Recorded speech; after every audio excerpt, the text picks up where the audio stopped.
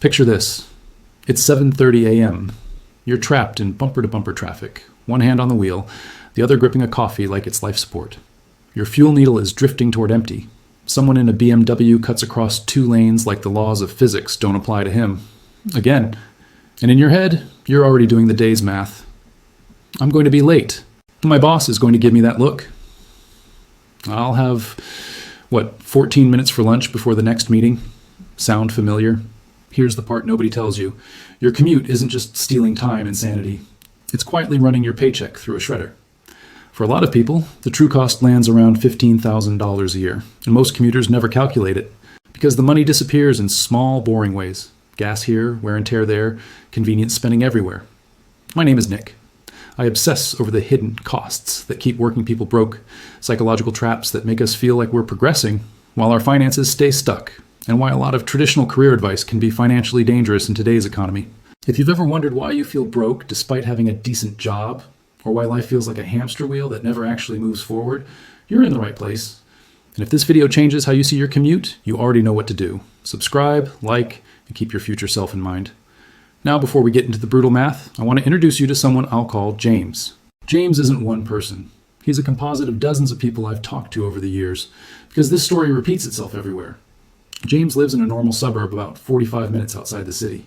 He works downtown in an office building and makes what he considers good money, $62,000 a year. He does the quick mental calculation, divides by full-time hours, and tells himself he earns about $30 an hour. That feels respectable. He drives in every day in a reliable Honda Civic, still making payments, and he considers himself responsible. He packs lunch most days. He doesn't buy fancy coffee. He's doing everything right. But James is making the same mistake millions of people make. James doesn't actually make $30 an hour, not even close. Because the number on your offer letter isn't your hourly wage. It's the starting point, before taxes, before commuting costs, before the unpaid time it takes just to show up. So let's start with the first haircut, taxes. Federal tax, state tax, Social Security, Medicare, maybe a few extra payroll surprises depending on where you live. After all that, James's $62,000 looks a lot more like $46,000 take home in his bank account. Divide $46,000 by 2,080 hours a year, and James isn't making $30 an hour. He's making about $22 an hour. And now we get to the part that really hurts, because James doesn't teleport to his desk. He has to get there, which means a car, gas, insurance, maintenance, and every other expense that comes with turning your commute into a daily requirement. Here's the part most people never calculate correctly. That car isn't just a life expense. It's not like rent or groceries. For James, the car is a job-enabling expense. It exists, at least in its current form, because his paycheck lives 45 minutes away in a downtown office building. So let's be conservative and put numbers on it. James bought a Honda Civic for $25,000, financed over 6 years. Car payment, $400 a month. Insurance, $150 a month. Full coverage because he actually needs the car to show up every day. Gas, $300 a month. And that's on a gas prices behave themselves year. Water maintenance, plus repairs, $150 per month, oil changes, tires, and the occasional mystery noise that turns into a $900 lesson. That's roughly $1,000 a month, or $12,000 a year just to keep the get-to-work machine running. Now, a fair objection is, hold on, James would need a car anyway. Sure, but he wouldn't need this car in this condition with this mileage. If James didn't have a daily commute, he could drive an older car. He could carry cheaper insurance.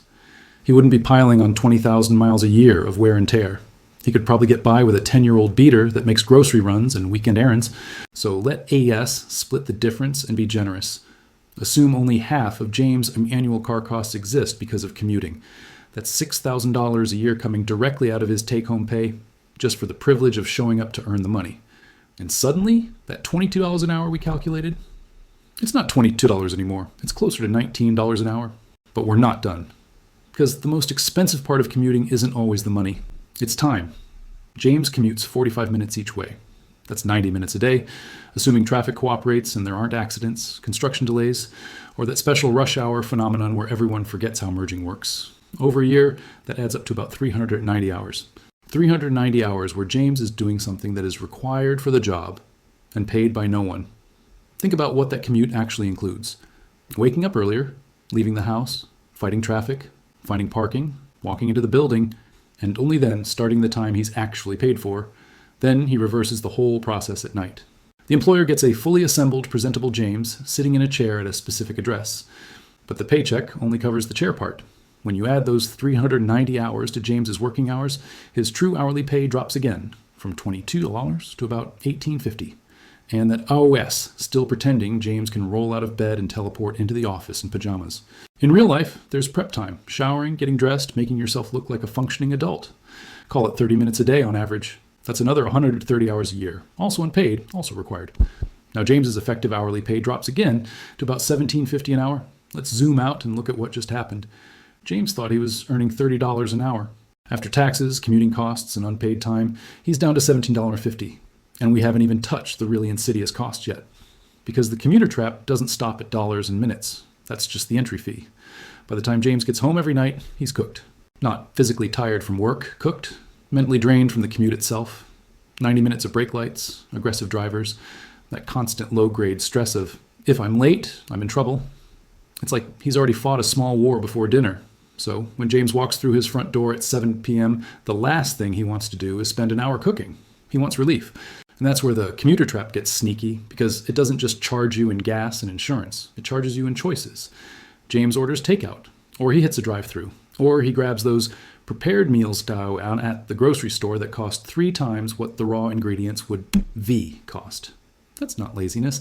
That S, what I call exhaustion spending. Paying extra because your commute left you too drained to do the cheaper, healthier option.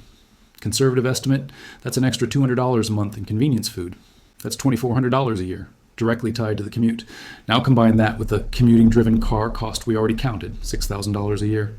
James is down $8,400 a year just for the privilege of working 45 minutes away. And we still haven't touched the cost that never shows up on a receipt. Opportunity cost. Because while James is sitting in traffic for 90 minutes a day, he's not doing anything else. That time could be learning a skill that raises his income, building a side project, exercising, sleeping, or cooking. Literally anything that improves his life. Instead, it is spent staring at red taillights while the same radio hosts recycle the same jokes about Monday mornings. Remember the number, 390 hours a year. If James used even a chunk of that time to build a high-value skill, web development, digital marketing, data analysis, he could create a path to an extra $10,000 to $20,000 a year over time. Not guaranteed, but possible. And the point is, commuting doesn't just cost money, it costs options. And it gets worse because this expense isn't fixed. It creeps up every year. Gas rises. Maintenance rises as the car ages. Insurance premiums increase. Tolls go up. Parking rates climb. But James's employer isn't handing him a commute inflation adjustment. So even if his salary stays the same, his job effectively gets more expensive every year. Now let's talk about parking, because apparently the universe wasn't done charging admission. Downtown parking costs James $12 a day. $12 to store his car in a concrete box while he's inside earning money. Over a year, that's about $3,000, and that's assuming he never stays late, never comes in early, and never shows up on a weekend, which is optimistic. And if a company offers free parking, here's the secret. It's not free, it's just hidden. Parking is real estate. Real estate costs money. Companies bake those costs into compensation budgets. So, free parking often means the same thing as free snacks in the break room. Everybody pays for it through slightly lower salaries. So a subset of employees can keep driving. It's like a reverse lottery. Everyone loses a little, and the prize is the privilege of commuting.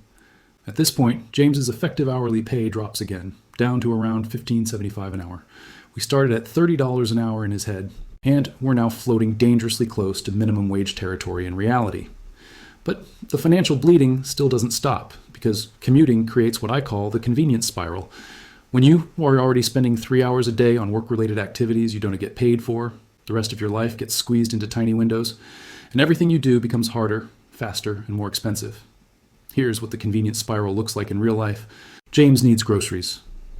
But he can't shop on a normal weekday because by the time he gets home, most stores are either closed or packed with people doing the exact same after-work panic run. So he pushes groceries to the weekend, which means crowded aisles, longer lines, and more impulse buys. And when you're shopping tired, you don't meal plan. You grab whatever is easy, which usually costs more. James needs to go to the bank. But bank hours overlap perfectly with his work hours, plus commute time. So he does what most people do. He uses an ATM with fees, or he pays bills online with expedited processing because he missed the cutoff time again. His car needs an oil change. The quick lube place closes at 6. James gets home at 7. So now a basic maintenance task requires something ridiculous: taking time off work. That means burning vacation days or taking unpaid time just to keep the car running so he can keep commuting to the job. This is the trap. When your entire day is built around getting to and from work, every simple life task becomes more complicated and more expensive. And then there's the cost that doesn't show up on a spreadsheet, but quietly drives half the bad decisions: the psychological cost. Commuting is one of the most consistently miserable parts of modern life. And even if you're not consciously thinking, "This is ruining me," your nervous system is. James starts his day frustrated and ends it depleted. That chronic stress creates what psychologists call decision fatigue. Your brain gets so worn down from constant stress and friction that it starts choosing the easiest option, not the smartest one. So at 10 p.m., James buys things on Amazon he didn't plan to buy because the delivery dopamine feels like the only win he gets all day. He buys expensive coffee on the way in, not because he's irresponsible, but because after 45 minutes in traffic, he feels like he deserves something good. He pays for premium streaming, extra subscriptions, comfort upgrades.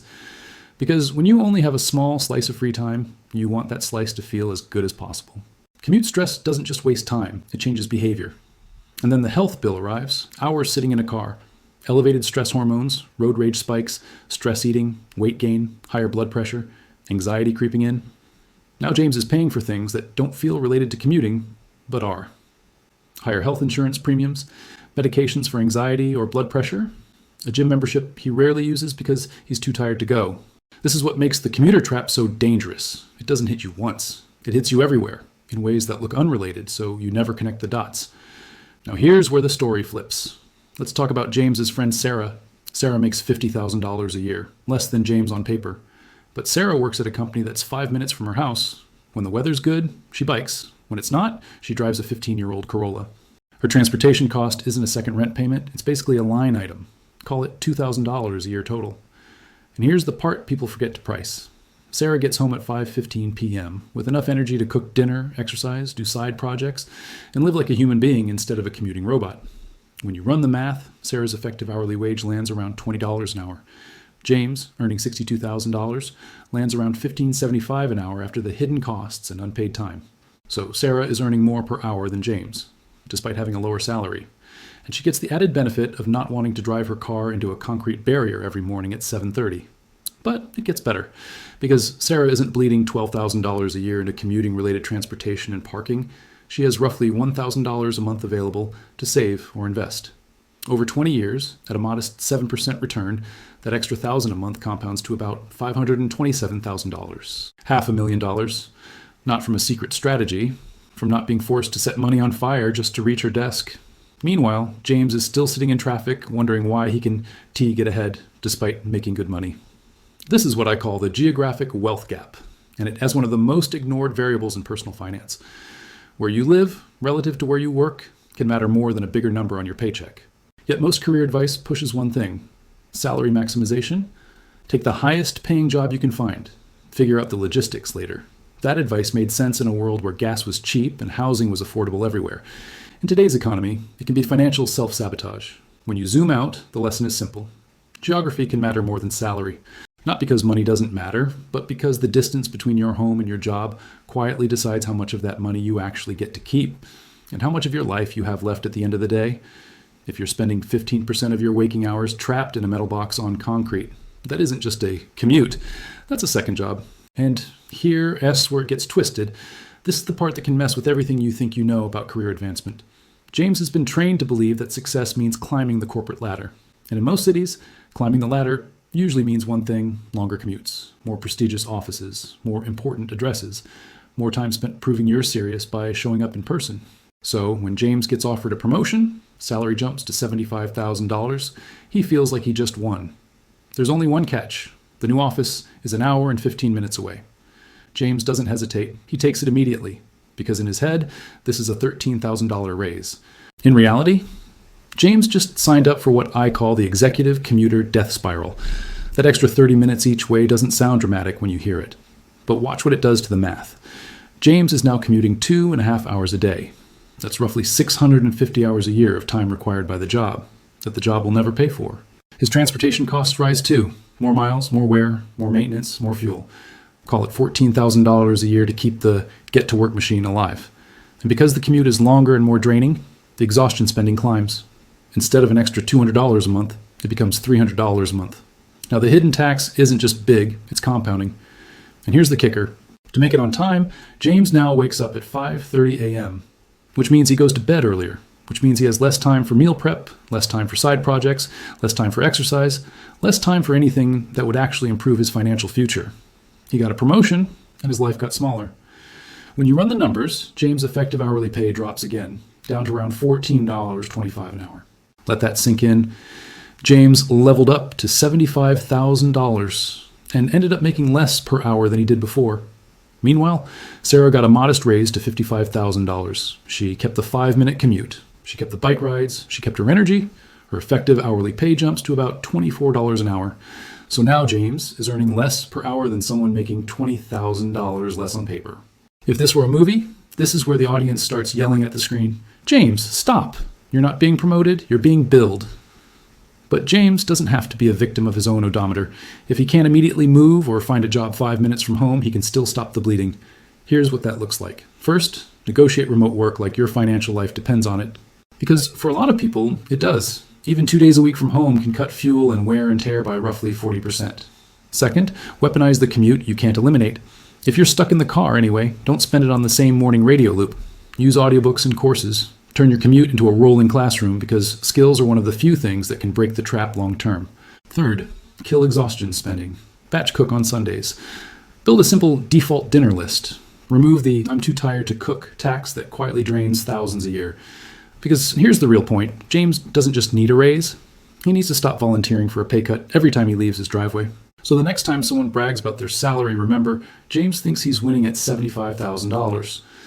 While Sarah is quietly building wealth at $55,000. The commuter trap isn't just stealing your money, it's stealing your life, one traffic jam at a time. Stop chasing the biggest number on your paycheck. Start calculating what that paycheck costs you. Your future self will thank you for doing the math that most people are too busy sitting in traffic to ever run.